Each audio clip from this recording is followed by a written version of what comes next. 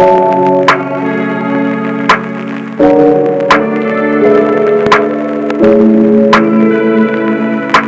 as you can see, I'm back from Copenhagen, which was an incredible trip. So I really loved the way the cycle lanes are arranged in Denmark and Copenhagen as well. And also the coffee culture, the running culture, and the time I was able to spend with friends as well.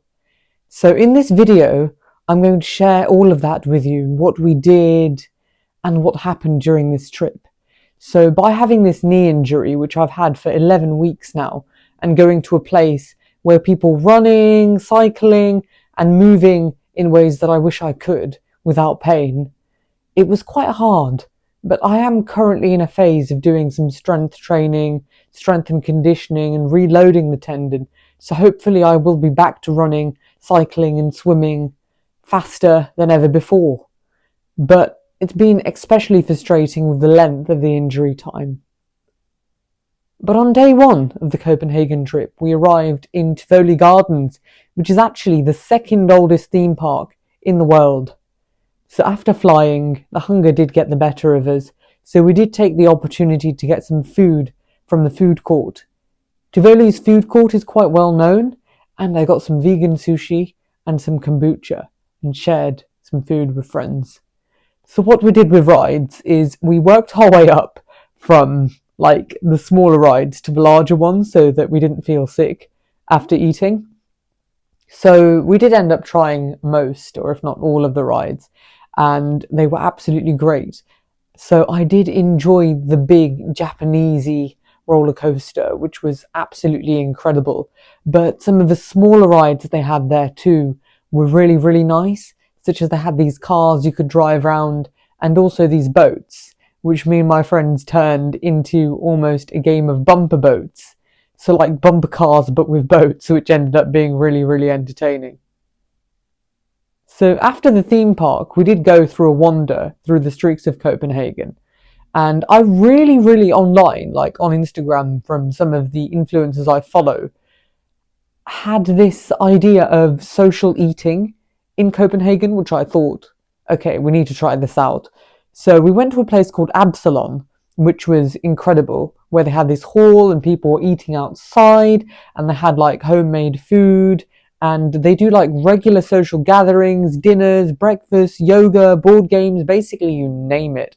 And on their Instagram, at the moment, they're at the Roskilde Festival, which just seems absolutely incredible from all the pictures I've been seeing over social media. Like, honestly, I wish I could be there. But it was a great opportunity to break bread, quite literally, where I was basically the designated bread cutting person at the end of it.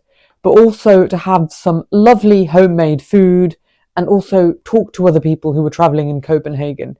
Like some people who were from Sweden and all over the globe, and the food was absolutely incredible too.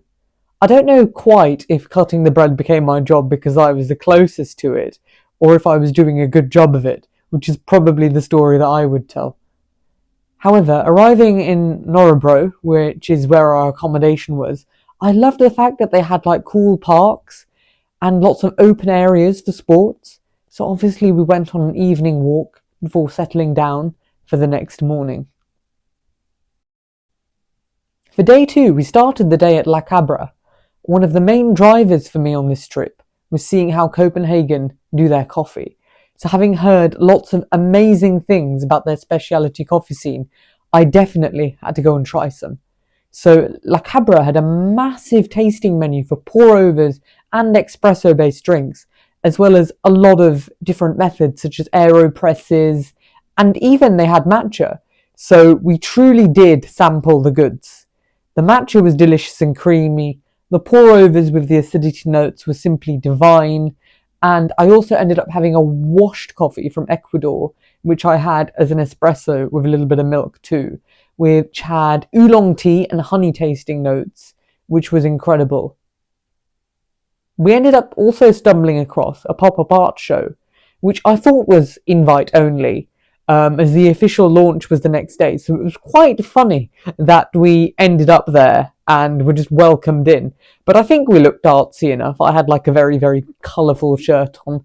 So the artist just didn't give us a second glance, gave us some brochures to understand a bit more about the different art forms of glass and metal and ceramics, and absolutely incredible. And they had like orange juice on the side too. So we just were taking a look, and they were happy to answer any questions we had too.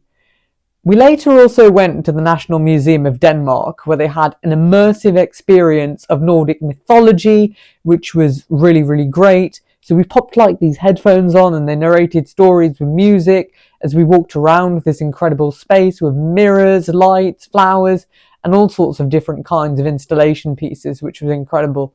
The museum also contained artifacts from the Stone Age all the way up to the Viking Age, which was super, super interesting to see. And after that, we were really hungry. Well, I was certainly very, very hungry. So we went and visited one of the food markets, Torvenhaille, which is where the coffee collective was. I didn't quite get coffee from there yet, but I did go back one of the following days to go and get some. And that will come up soon, probably in the next episode. But I got this amazing wrap with like sweet potatoes and lots of amazing things. And one of my friends got a street small broad and a hot dog, respectively. So small broad is like this open-faced rye bread sandwich, which Copenhagen and Denmark is really, really famous for. And that looked appetizing. We packed a lot into this day, including heading to the round tower, which had a ramp all the way to the top and like these cobbled tiles, which was amazing.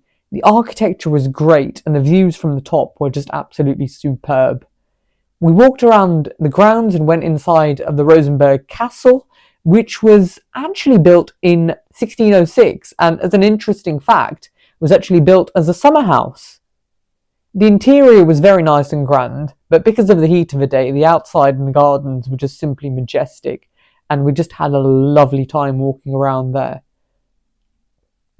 Surprisingly, after that, the caffeine was depleting in my system. I don't know how, especially that we had like 2 or 3 cups at Cabra. But we popped at April. And as a sharp contrast, they made coffee into a real science and a fine, high-end experience, which was really cool in its own right. But they sat us down at a table like we were at a high-end restaurant, explained all the coffee, and they had a mod bar espresso machine set up with like a built-in scale underneath, pressure profiling, and I had a geisha, which originated from Guatemala, and it was washed with a very unique and cool flavour and tasting notes of flowers. And coffee-wise, it was probably one of the tastiest cups I've had on the trip or in my life, because it just had some of the coolest tasting notes. And I asked if I could watch one of the baristas just make coffee for a bit, and they agreed. And I just found it such a meditative, incredible experience just watching them in the zone. So after that, we walked down the streets of Nyhaven, which is where we arrived at the waterfront. We had an impromptu car show too, which, one of my friends being into classic cars, it was just amazing to see them in their element. And it was just a really, really cool experience, how suddenly all these funky cars just started turning up from the past. And they each looked like quirky and cool in their own right. And at first we thought it was a coincidence about this car show. But then more and more just kept turning up and parking there. And we just ended up thinking, oh my goodness me. And eventually it just turned into this amazing car show.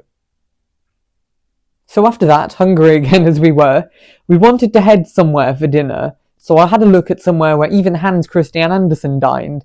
But when we got there, the place across the road looked far more tempting, because they did an incredible looking Mediterranean buffet at Riz Raz, which is what we opted for, and in my opinion was such a wise decision because it was so tasty. And the other place across the road just looked like it, I don't know, the food just didn't seem appetizing once we got there. But Riz Raz was incredible.